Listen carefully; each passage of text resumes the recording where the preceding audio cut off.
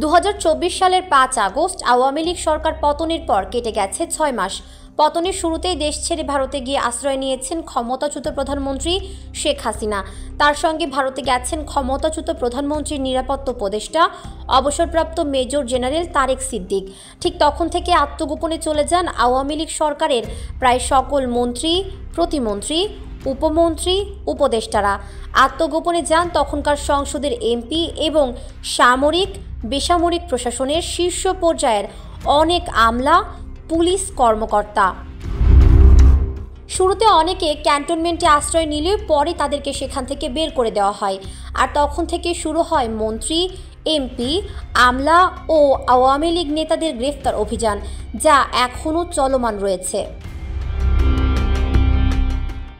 সরকার পতনের পর এ পর্যন্ত গ্রেফতার হয়েছেন ক্ষমতাচ্যুত হাসিনার সরকারের 27 জন মন্ত্রী। এছাড়াও গ্রেফতার হয়েছেন 5 প্রতিমন্ত্রী ও 3 উপমন্ত্রী এবং 3 জন উপদেষ্টা।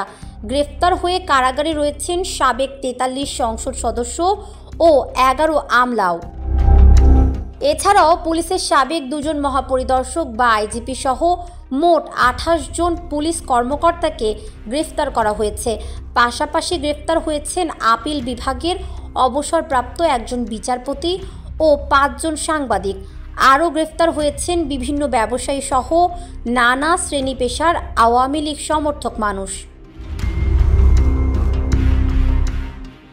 এ পর্যন্ত গ্রেফতার হওয়া সাবেক 27 মন্ত্রী হলেন আইনমন্ত্রী আনিসুল হক, নৌমন্ত্রী শাহজাহান খান, শিল্পমন্ত্রী আমির হোসেন আমু, সমাজ কল্যাণ মন্ত্রী দীপু মনি, বিমান ও পর্যটন মন্ত্রী মোহাম্মদ ফারুক খান, মুক্তিযুদ্ধ বিষয়ক মন্ত্রী এবি তাজুল ইসলাম, গণপূর্ত মন্ত্রী প্রকৌশলী মোশাররফ হোসেন, পরিকল্পনা মন্ত্রী এম এ মান্নান, বাংলাদেশের ওয়ার্কার্স পার্টির সভাপতি ও সাবেক সমাজ কল্যাণ মন্ত্রী রাশেদ খান মেনন, জাতীয় সমাজতান্ত্রিক দলের সভাপতি ও সাবেক তথ্যমন্ত্রী হাসানুল হক ইনু, সাবেক সংস্কৃতি মন্ত্রী আসাদুজ্জামান নূর, খাদ্যমন্ত্রী কামরুল ইসলাম, বাণিজ্যমন্ত্রী টিপু মুন্সি, খাদ্যমন্ত্রী সাধনচন্দ্র মজুমদার, রেলমন্ত্রী নুরুল ইসলাম সুজন, জনপ্রশাসন মন্ত্রী ফরহাদ হোসেন, প্রবাসী কল্যাণ মন্ত্রী ইমরান আহমেদ, কৃষিমন্ত্রী আব্দুর রাজ্জাক,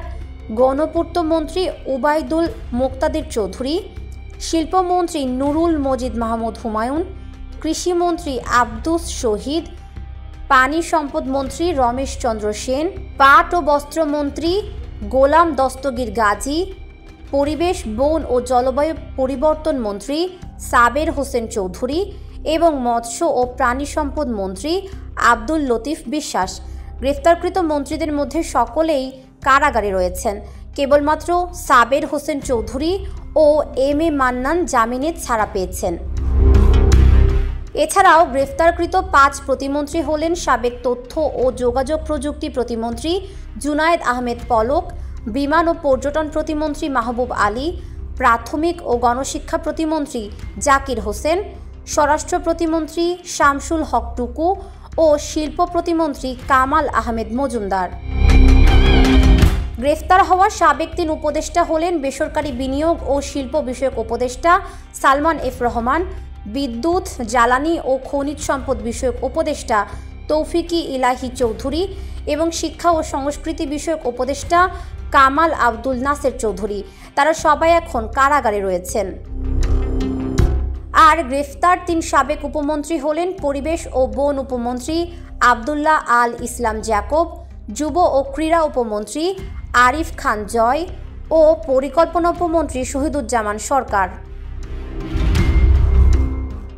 এছাড়াও সাবেক আইজিপি চৌধুরী আবদুল্লাহ আল মামুন ও শহীদুল হক, সাবেক ডিএমপি কমিশনার আসাদুজ্জামান মিয়া, সাবেক অতিরিক্ত মহাপরিদর্শক মশিউর রহমান, সাবেক অতিরিক্ত পুলিশ সুপার আলেপ উদ্দিন সহ মোট 28 জন পুলিশের কর্মকর্তা গ্রেফতার হয়েছেন।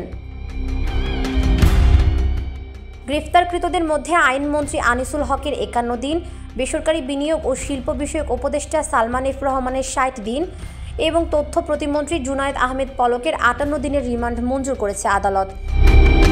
এছাড়াও 5 আগস্টের পর থেকে এ পর্যন্ত সারা দেশে শেখ হাসিনার বিরুদ্ধে হত্যা চেষ্টা, গুম ও অপহরণের অভিযোগে মামলা হয়েছে 3 শতাধিক। এর মধ্যে বেশ কয়েকটি মামলার বিচার কাজ শুরু হবে আন্তর্জাতিক অপরাধ ট্রাইব্যুনালে। শিগগিরই শেখ হাসিনার বিরুদ্ধে চার্জশিট দেওয়া হবে বলেও জানিয়েছেন ট্রাইব্যুনালের চিফ প্রসিকিউটর।